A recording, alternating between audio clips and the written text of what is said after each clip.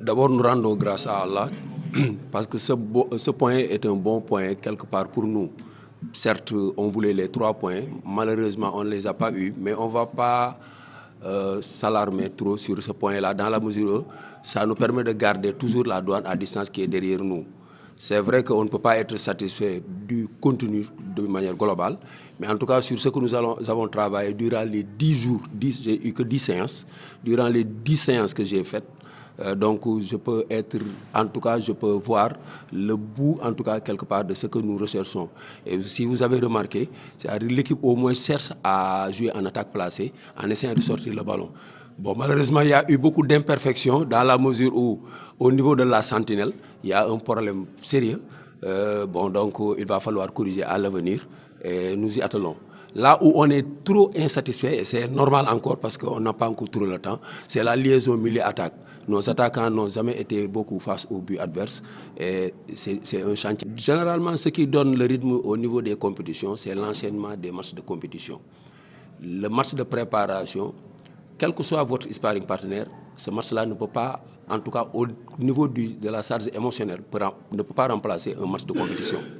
Donc force est de constater qu'on essaie en tout cas de combler ce gap avec des matchs. Bon, on a eu à jouer beaucoup de matchs et on a essayé en tout cas de réduire le gap qu'il y a durant le champ.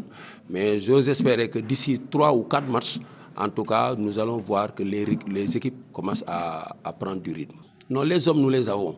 Ce qui est important, c'est que la mayonnaise prenne, c'est-à-dire la fameuse relation, ce qu'il y a de plus difficile en football, que la mayonnaise prenne entre la relation qu'il y a entre les militaires et les matchs, pour essayer de mettre les attaquants dans de bonnes dispositions qui soient dans.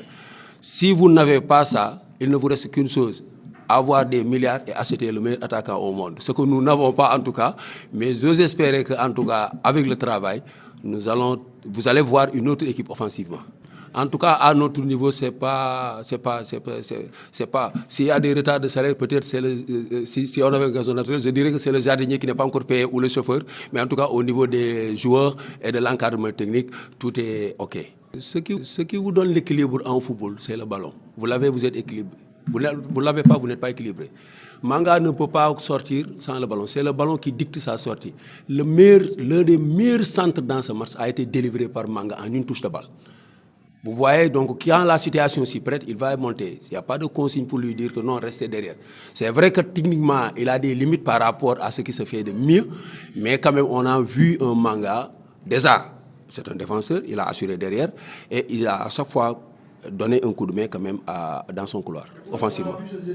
Et pour répondre aussi le fait que les Ndéné et Bakary ne se projettent pas, on ne peut pas se projeter si le porteur du ballon n'est pas en face du jeu.